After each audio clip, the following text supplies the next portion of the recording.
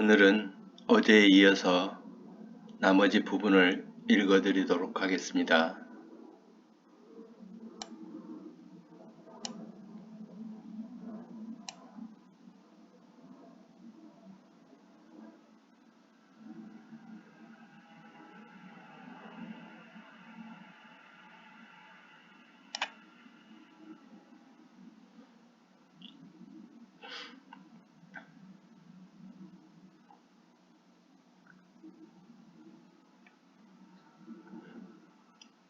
오늘은 저의 여수 생활부터 읽어드리도록 하겠습니다.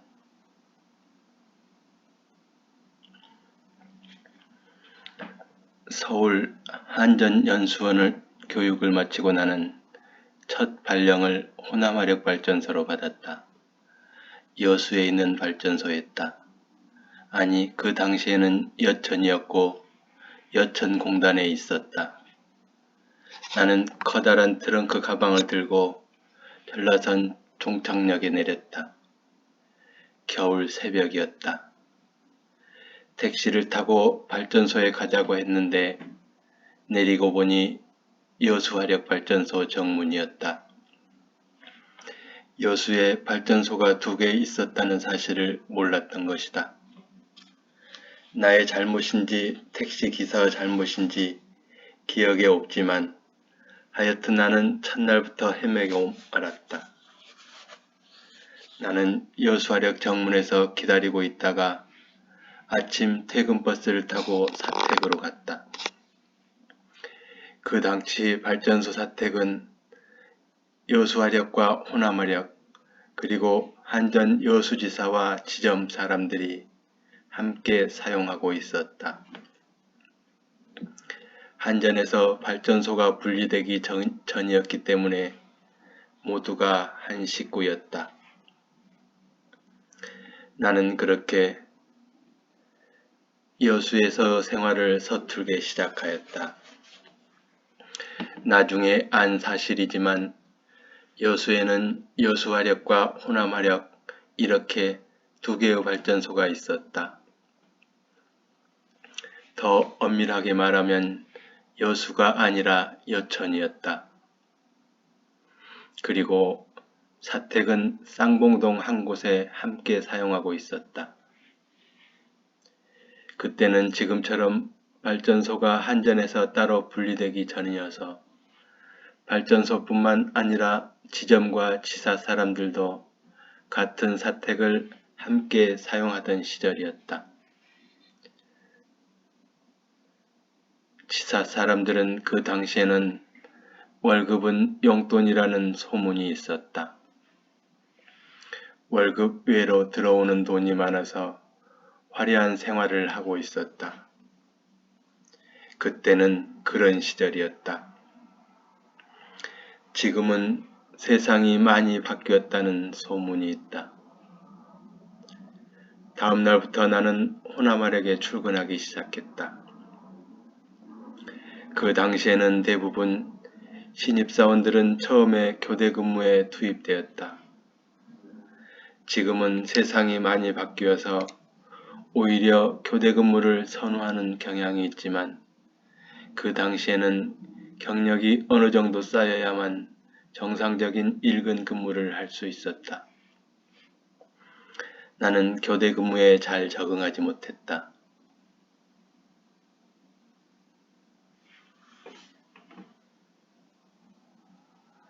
밤에 잠을 자지 못하고 근무를 한다는 것은 생체 리듬에 맞지 않았다.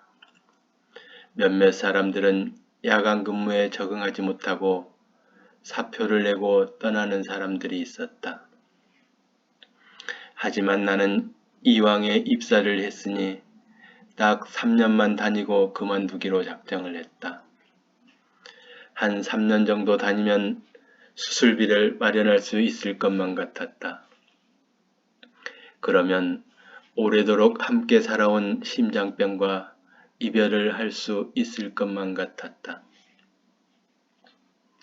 심장 수술이 실패를 한다면 나의 운명은 그렇게 끝날 것이지만 만약 수술이 성공한다면 본격적으로 시인의 길을 걸어갈 작정이었다.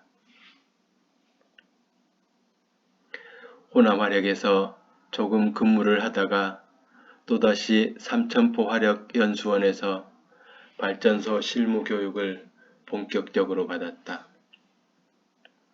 지금은 대한화력발전소에 발전연수원이 있지만 얼마 전에 숨진 고 이용균 씨가 일하던 바로 그 발전소. 그 당시에는 삼천포 화력에 발전연수원이 있었다. 발전연수원은 아마도 얼마 있으면 대전으로 한 번 더 이사를 할 모양이다. 나는 삼천포에서 한 3개월 정도 교육을 받은 것 같다. 그렇게 짧은 삼천포 생활을 마치고 다시 여수로 돌아가 본격적인 여수 생활이 시작되었다. 여수에서 생활은 그야말로 바람이었다. 한시도 가만히 앉아서 쉬어보지 않았다. 나는 책상에 앉아서 쓰는 시는 시가 아니라고 생각했다. 손으로 쓰는 시가 아니라 발로 쓰는 시가 진짜 시라고 생각했다. 나는 밤낮을 가리지 않고 홀로 싸돌아다녔다. 바람처럼 싸돌아다니는 날파람둥이였다. 나는 여천시 쌍봉동에서 살았다. 하지만 나는 여천시를 벗어나 주로 여수시 쪽을 돌아다녔다.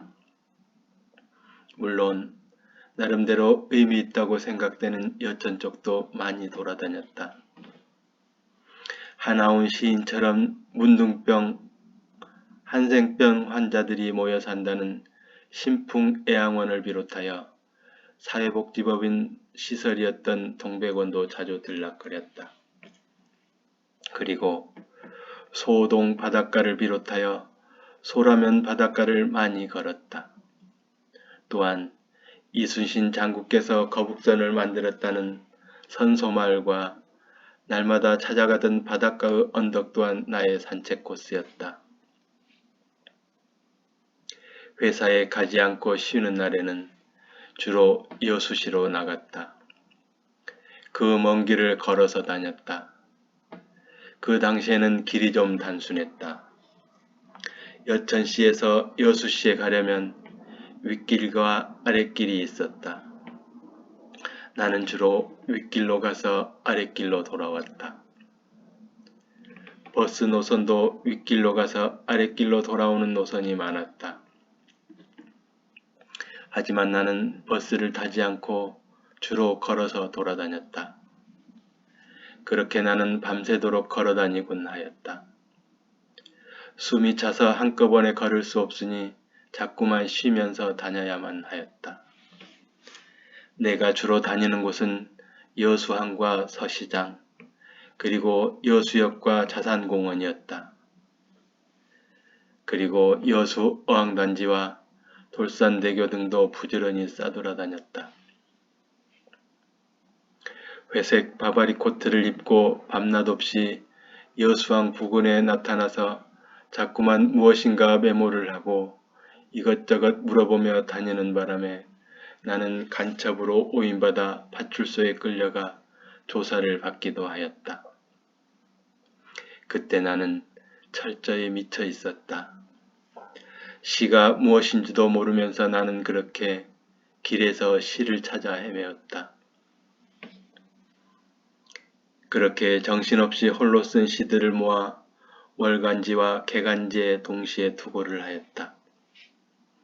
월간지에서 먼저 발표하였다. 나는 그렇게 비로소 시인이 되었다. 하지만 나는 그때는 너무 몰랐었다. 시인이 된다는 것이 무엇인지, 시인의 길이 얼마나 험한 길인지 미처 알지 못하였다. 월간지 신인상 발표가 있은 뒤 개간지에서도 연락이 왔다. 개간지에도 신인상에 당선이 되었으나 이미 월간지에 당선되었기 때문에 불가피하게 당선이 취소되었다는 연락을 받았다.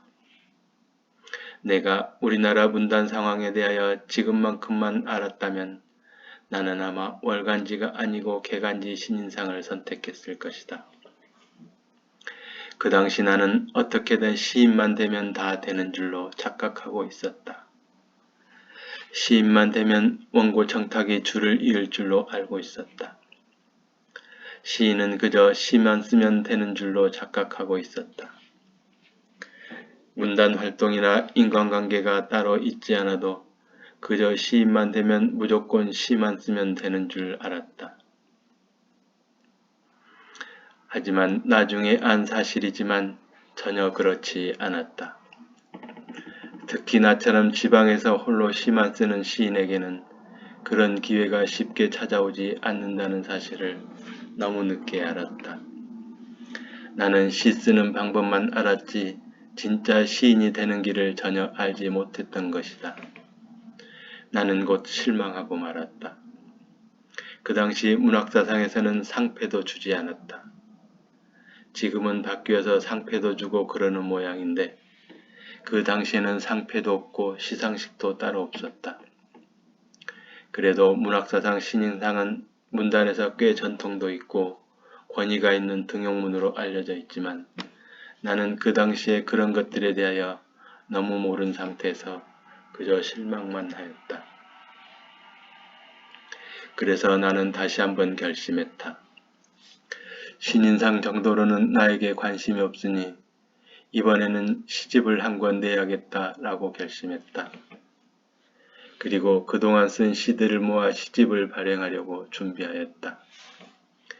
지금 생각하면 참으로 무모하고 당돌한 생각이었다. 시인으로 등단하고 1년도 되지 않아서 시집을 내겠다는 생각을 감히 할 수 있었다니 참으로 어이없는 일이 아닐 수 없다. 하지만 나는 문단을 너무 몰랐고 몰라서 오히려 용감할 수 있었다.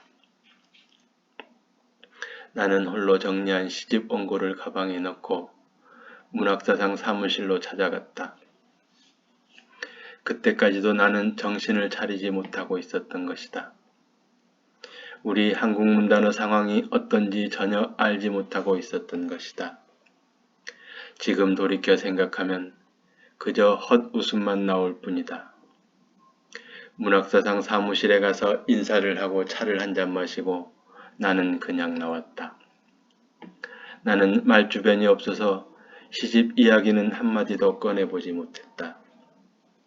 아니, 어쩌면 그때 시집 이야기를 꺼냈다면 오히려 웃음거리가 되었을지도 모른다는 생각이 들기도 한다.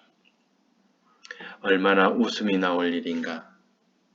신인상 당선되고 1년도 안 된 놈이 불쑥 찾아와서 시집을 내달라고 떼를 쓴다고 생각해보면 참으로 당돌한 놈이 아닌가. 노란 은행잎이 떨어지는 은행나무 가로수길을 걸으며 어깨가 축 처지고 있었다. 참 억울하다는 생각이 들었다.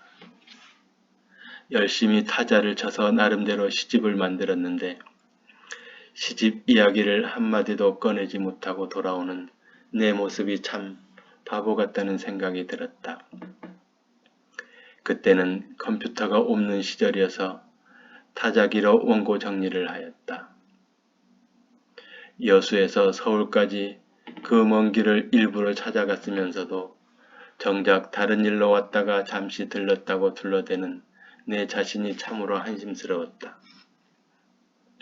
그렇게 기운이 빠져서 털레털레 길을 걷고 있는데 길가 갑판대의 신문이 눈에 들어왔다. 그 신문의 신춘문예 응모 광고가 실려 있었다. 나는 그 신문을 일부 사서 여수로 돌아왔다. 어차피 버려질 원고였는데 차라리 신춘문예 응모라도 해보자. 그래서 나는 시집 원고 표지만 바꾸어서 동아일보 신춘문예에 응모하게 되었다. 물론 기존에 발표한 몇 편의 시들은 당연히 빼고 보냈다. 아마도 신춘문예 사상 이런 응모자는 처음이었을 것이다. 또한 이런 심사평도 이례적인 것이었을 것이다. 지금 생각하면 같은 해 동아일보에 응모했던 다른 분들께 좀 미안한 생각이 들기도 한다. 내가 이렇듯 생뚱맞게 응모하지 않았더라면 다른 좋은 시인이 대신 탄생할 수도 있었을 것이며 또한 최종심에 올랐던 다른 분들의 심사평 한 줄 없었으니 내가 많이 야속했을 것이라 짐작되기 때문이다. 그럼 여기서 그때 심사평을 한번 읽어보겠습니다.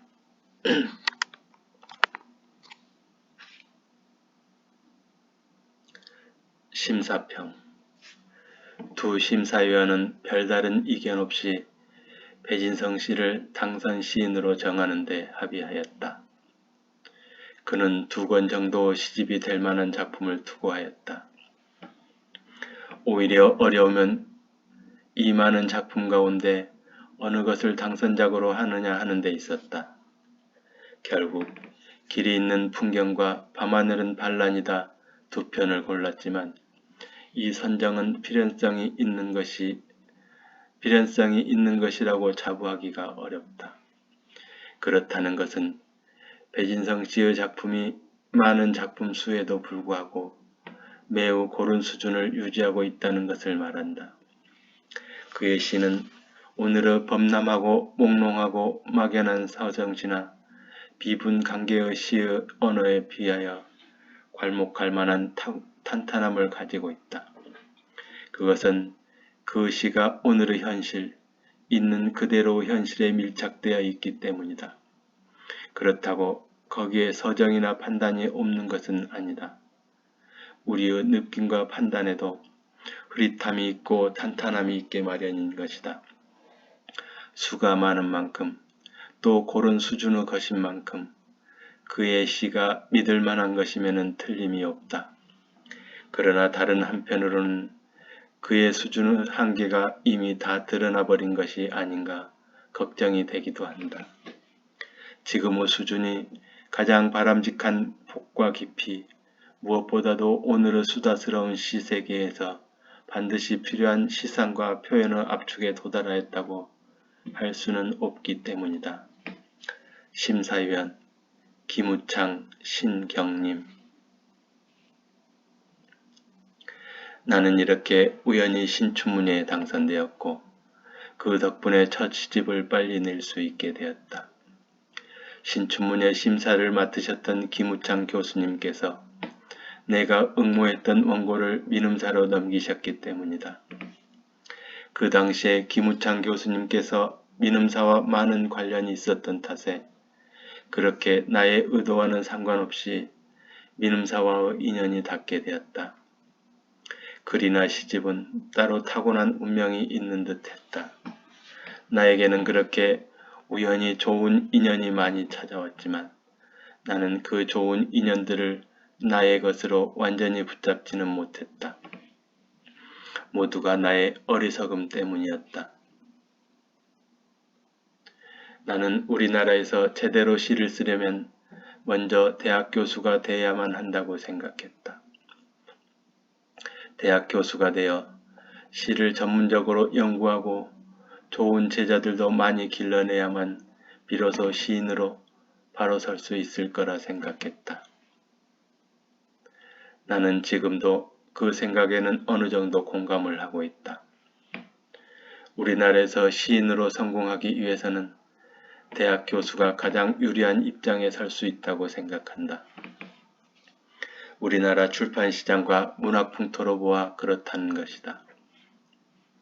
대학 교수가 꼭 좋은 시인은 아니지만 확실히 좋은 조건에서 시인으로서 자리를 잡을 수 있는 확률이 많아지기 때문이다. 지금은 인터넷이 발달하고 사회 환경이 많이 바뀌어서 꼭 대학 교수가 아니어도 많은 제자들을 길러낼 수 있고 또한 소셜 네트워크 서비스가 발전하여 독자적인 방법으로 독자들을 끌어모을 수 있지만 그 당시만 해도 대학 교수가 가장 확실하고 가장 손쉬운 방법이었기 때문이었다. 그리하여 나는 대학 교수가 되기로 결심하였다. 대학 교수가 되려면 대학원에 가야만 하는데 그러기 위해서는 공부를 더 해야만 했다. 그래서 나는 우선 방송대학에 편입을 하였다. 우선 대학 졸업장이 있어야 대학원에 입학할 수 있기 때문이었다. 하지만 나의 체력은 급격하게 떨어지고 있었다. 내 몸이 한계에 도달하고 있었다. 나의 심장병이 나를 가만 놔주지 않았다. 나는 이제 때가 되었다고 생각했다. 나의 소망은 30살까지 버티는 것이었는데 도저히 그렇게 할 수 없었다. 30살까지만 살 수 있어도 나는 후회하지 않을 것 같았다.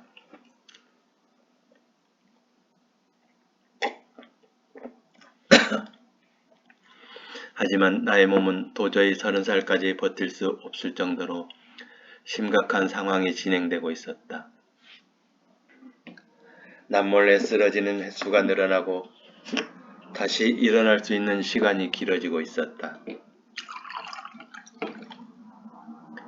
그래도 다행히 우여곡절 끝에 시집은 한 권 내었으니 덜 억울할 것만 같았다. 나는 다시 남몰래 병원에 다니기 시작했다. 더 이상 수술을 미룰 수 없을 만큼 몸이 많이 아프기 시작했다. 나는 전남대학교 병원에서 검사를 받았다. 병원에서 당장 수술을 받아야 한다고 하였다. 당장 수술을 받지 않으면 위험하다고 하였다. 때마침 우리나라의 의료보험이 자리를 잡기 시작했고 치료비도 많이 저렴해졌으며 또한 심장재단 덕분에 심장수술 성공률도 많이 좋아졌다고 하였다. 그래서 나는 여러 상황을 고려하여 드디어 심장수술을 받기로 결심하였다. 나는 회사에 휴가를 내고 고향집에 들렀다. 고향집에는 아버지께서 늘 아랫목에 누워 계셨다. 젊은 시절 방앗간 천장에서 떨어진 이후로 후유증 때문에 언제나 아버지 등은 구들장에 붙어 있어야만 했다.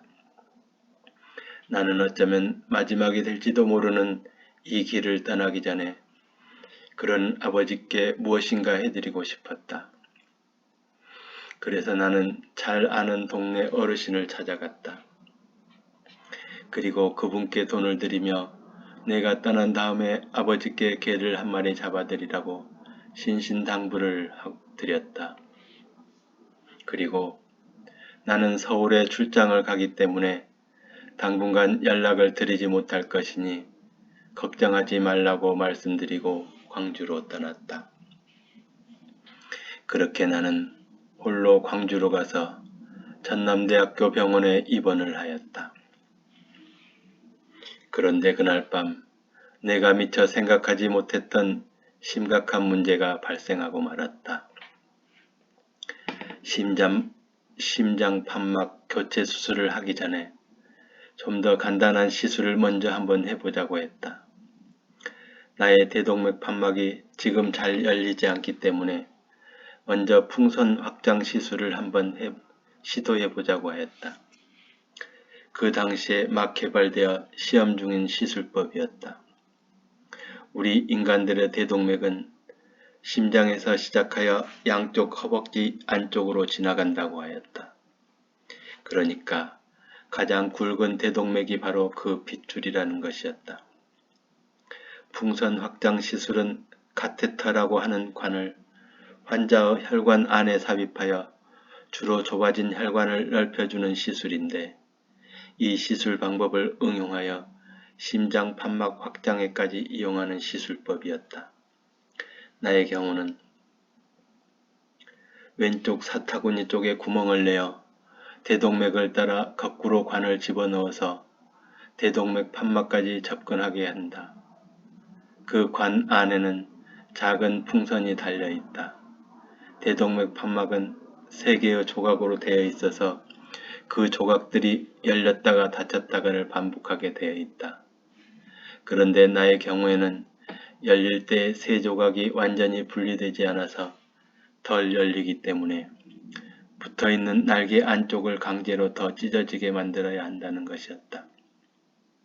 그러기 위해서는 그 대동맥 판막 쪽에 풍선을 위치하게 한 다음 그 풍선을 순간적으로 확 불어주면 자연스럽게 세 조각의 날개가 잘 분리되어 충분히 열어줄 수 있다는 원리였다. 그런데 결론부터 말하자면 그 방법은 실패로 돌아갔다. 내 심장병의 첫 번째 오진이었기 때문에 당연히 실패할 수밖에 없었던 것이다. 나는 지금 여기서 오진에 관한 이야기를 하려는 것이 아니라 그날 밤 나에게 벌어진 일들을 말하려는 것이다. 그러니까 풍선 확장 시술을 받기 전날, 그 전날 밤에 그동안 철저히 숨겨왔던 나의 심장병이 다른 가족들에게 그만 들통이 나고 말았다. 시술 받기 전날 밤에 주치의가 서류를 들고 찾아왔다. 풍선 확장 시술을 받기 위해서는 반드시 보호자의 동의가 필요하다는 것이었다. 그래서 나는 고민 끝에 광주에 사는 누나에게만 조심히 전화를 하였다. 그동안 철저히 숨겨왔던 나의 심장병에 관한 사실들을 누나에게만은 사실대로 털어놓을 수밖에 다른 도리가 없었다. 그렇지 않으면 절대로 시술을 할 수 없다는 것이었다. 만에 하나라도 시술 도중에 잘못되면 병원 측이 심각한 타격을 받을 수 있기 때문에 어떤 일이 있어도 보호자 동의는 반드시 필요하다는 것이었다.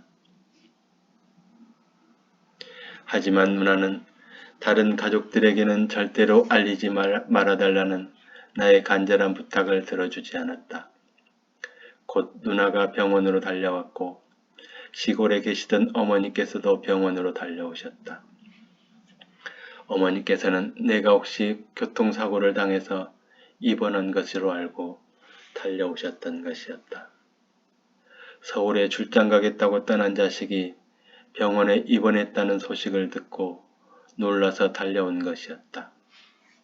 그렇게 나는 20년 넘게 홀로 알아오던 나의 심장병을 가족들에게 들키고 말았다. 그렇게 나는 큰 충격을 가족들에게 안겨주고 시술 동의를 받고 다음날 무사히 풍선 확장 시술을 받을 수 있었다. 하지만 이 시술은 결코 성공하지 못했다. 오진이었으니 당연히 실패할 수밖에 없었다. 그래서 나는 다시 며칠 후에 개복 수술을 하여 대동맥 판막을 인공 판막으로 교체하기로 하고 수술 날짜를 기다렸다.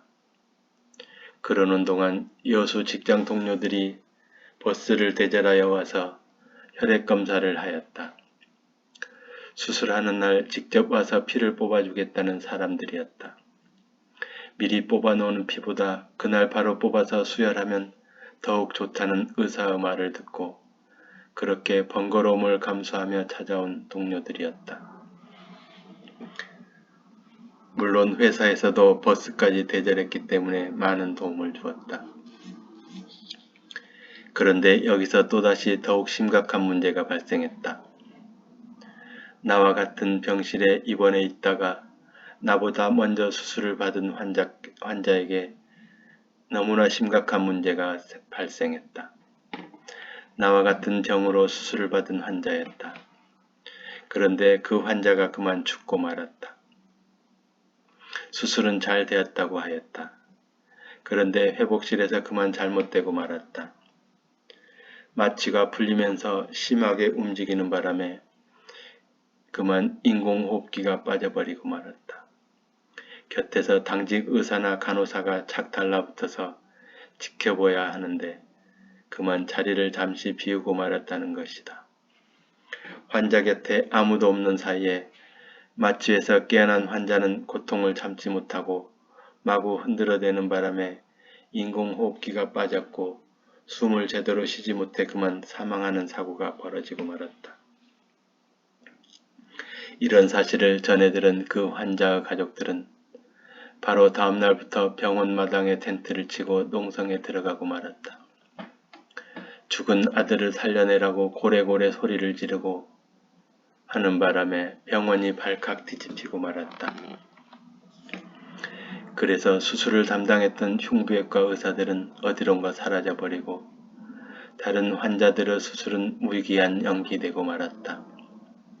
그런데 나는 마침 그 병원에 먼 친척되는 의사가 있었다. 그 의사 덕분에 나는 서울대학병원으로 갈 수 있게 되었다. 나도 곁에서 나와 같은 처지의 환자가 죽어나가는 것을 지켜보면서 전대병원에서 수술을 받고 싶지 않았다. 더 이상 나의 목숨을 허술한 그곳에 맡길 수 없었다. 나중에 서울대학병원에서 수술을 받으면서 알게 된 사실이지만 만약에 내가 그때 전대병원에서 수술을 받았다면 멀쩡한 대동맥 판막을 떼어내고 인공판막으로 교체를 할 뻔했다. 만약 그렇게 했더라면 병원 치료도 되지 않고 멀쩡한 대동맥 판막만 인공판막으로 바꿀 뻔하였다. 생각만 하여도 참으로 끔찍한 일이 아닐 수 없었다. 서울대학병원에서 수술을 받기 위해 정밀검사를 다시 하였다. 그런데 놀랍게도 나의 대동맥 판막은 멀쩡한 상태였다. 대동맥 판막이 문제가 있는 것이 아니라 대동맥 판막 앞쪽에 혹이 하나 있어서 대동맥으로 나가는 피의 양이 충분하지 못했던 것이었다. 그런데 나와 같이 혹이 있어서 출구가 좁아진 환자는 많지 않았고 피가 잘 흐르지 못하는 환자들 대부분이 판막 자체에 문제가 있었던 환자들이 많았기 때문에 나의 경우도 그렇게 생각하고 오진했던 것이었다. 그 당시에는 나와 같은 특별한 케이스가 많이 발견되지 않아서 그럴 수밖에 없었을 것이다. 지금은 연구가 많이 진행되어 비후성 심근증이라는 따로 정의를 내리고 치료법과 수술법도 자리를 잡아가고 있는 중이다. 전대병원에서 아무런 성과를 내지 못하고 나는 진료 의뢰서를 가지고 서울대학병원에 접수를 하였다. 하지만 기다리는 시간이 길어지자 나의 몸은 심각할 정도로 더욱 나빠지고 있었다. 그동안 비밀이었던 나의 심장병이 가족들에게 들켜서 더욱 걱정이 되었다. 나의 예상대로 가족들은 모두 걱정이 태산이었고 가족들에게 몹쓸 짓을 한다는 생각에 나의 몸과 마음은 급속도로 더욱 심각하게 망가지고 있었다. 그리하여 나는 또다시 무작정 회사에 휴가를 내고 서울로 올라갔다. 그리고 때를 써서 응급실로 입원을 하였다. 그때는 이미 잘 걸을 수도 없는 상황이었다. 어찌된 영문인지 몰라도 나를 수술할 의사 선생님이 이미 결정되어 있었다. 아주 젊은 의사 선생님이셨다. 그 당시에는 그분에 대하여 잘 알지 못했다. 나중에 알고 보니 아주 훌륭한 선생님이셨다. 그 당시에는 아주 젊었지만 실력이 매우 좋은 분이셨다. 나는 아주 운이 좋은 사람이었다. 그렇게 실력 있는 의사를 만나기는 쉽지 않은데 나는 우연히 그렇게 좋은 의사를 만난 것이었다. 결론부터 말하자면 나는 그분에게 2번의 수술을 받았다. 1990년 6월 8일에 1차 수술을 받았고 2017년 12월 22일에 2차 수술을 받았다. 2차 수술을 받을 때도 우연히 한번 찾아갔다가 바로 그 자리에서 수술 날짜를 결정하고 바로 수술을 하게 되었다. 나의 몸은 그만큼 위험한 상태였으나 나는 모르고 있다가 참으로 운이 좋게도 그분을 다시 만나 이렇게 새 생명을 얻을 수 있었다. 그분을 다시 만나지 못했다면 나는 아마도 나도 모르게 돌연사를 당할 뻔했었다. 그분은 나의 수술을 마지막으로 하시고 서울대학병원에서 정년퇴직을 하셨다. 그야말로 그분은 그렇게 나의 하느님이 되셨다. 서울대학교 병원에서 처음 입원해서 나는 감기에 걸렸다. 감기에 걸리면 수술을 할 수 없다고 해서 수술 날짜가 뒤로 미루어졌다. 그 바람에 나는 더 많은 정밀검사를 할 수 있었다. 정밀검사 결과 심장 판막증이 아니라 대동맥 판막 하협작증이라는 사실을 알게 되었다. 따라서 수술 방법도 전면적으로 수정하게 되었다. 원래는 대동맥 판막을 인공 판막으로 교체할 예정이었으나 대동맥 판막은 교체할 필요가 없게 되었다. 대신에 대동맥 판막 아래쪽에 있는 혹을 제거하는 것으로 완전히 수술 방법이 바뀌게 되었다. 그 당시에는 흔하지 않은 심장 수술이었다. 아마 그때 담당 선생님께서 젊기도 하고 패기도 있고 실력도 있는 의사였기 때문에 그런 수술이 가능했을 것이다. 그런 면에서 나는 참으로 운이 좋은 사람이었다. 천만다행으로 나는 좋은 의사를 만나서 판막을 교체하지 않고 심장 속에 있었던 혹 하나 떼어내는 수술로 건강이 회복되었다. 수술을 하고 나니 내 몸이 날아갈 듯 가벼워졌다. 나로서는 처음으로 경험하는 상쾌함이었고 가벼움이었다.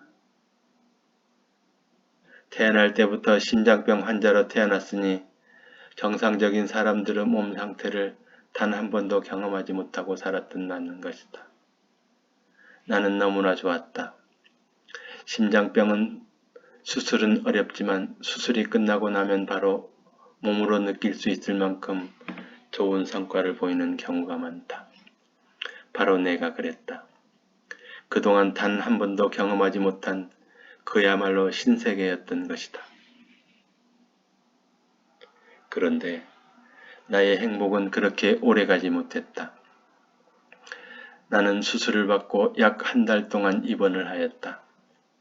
그리고 퇴원해서는 여수로 내려가지 못하고 인천에서 지냈다. 장거리 여행이 불가능했을 뿐만 아니라 병원에도 자주 가야 했고 또한 나를 도와줄 사람이 없어서 큰형 집에서 2달 정도 누워서 지냈다. 2차 수술 때는 의술이 발달해서 그런지 아니면 가슴을 봉합하는 재료가 좋아져서 그런지 아니면 개복한 부위를 봉합하는 획기적인 방법이 새로 도입되어서 그런지 나로서는 잘 알 수 없지만 한결 쉬워졌음을 실감하였다. 1차 수술 후에는 꼬박 3달 동안 누워만 있으라고 했는데 이번 2차 수술 후에는 마취해서 깨어나자마자 나를 번쩍번쩍 들어서 침대를 옮겨주기도 하고 바로 걸어다녀도 좋다고 하셔서 나는 깜짝 놀라고 어리둥절하기도 하였다. 그뿐만 아니라 수술하고 일주일도 되지 않았는데 퇴원을 하라고 하고 심지어는 비행기도 바로 탈 수 있다고 하여 제주도로 곧바로 돌아올 수 있었다. 의술이 그만큼 발전한 것인지 그동안 세상이 그렇게 변한 것인지 나로서는 아직까지도 잘 이해가 되지 않는 대목이기도 하다. 그 당시 큰형은 인하대 후문에 있는 새마을금고 2층에 살고 있었다. 형과 형수는 둘 다 직장에 나가고 나 혼자 방에 누워 있었다. 그런데 아직 철이 절든 조카는 누워있는 나를 자꾸만 밟으려고 하여 마음 놓고 잠을 잘 이루지 못했다. 6월 8일에 수술을 하였으니 그렇게 한여름 3개월을 불안하게 보냈던 기억이 지금도 선명하다. 나는 그렇게 심장병 수술에 성공하여 25년 만에 심장병과 이별을 하였다. 그런데 참 인생은 아무도 모를 일이었다. 산다는 것이 참 쉽지 않다는 것을 절감했다. 심장병이 떠나고 나니 이번에는 간에 문제가 생겼다. 병원에서 전염이 된 것인지 아니면 형 집에서 전염이 된 것인지 나로서는 알 수 없는 일이었다. 형과 내가 비슷한 시기에 간염으로 고생한 것으로 봐서 어쩌면 내가 병원에서 옮겨왔을 가능성이 많을 것이다. 그래서 나는 형에게 더욱 미안하다. 나는 그 후에 간경화로 진행되었고 인터페론 주사를 맞는 치료를 받아 완치가 되었는데 형은 치료가 되지 않아 결국 간 이식 수술을 받게 되었으니 나는 또다시 본의 아니게 몹쓸 짓을 하고 만 것이다. 어제 너무 길어서 일단 오늘까지 읽어드렸습니다. 그럼 이것으로 마치겠습니다. 편안한 밤 되시기 바랍니다. 감사합니다. 덕분입니다. 고맙습니다.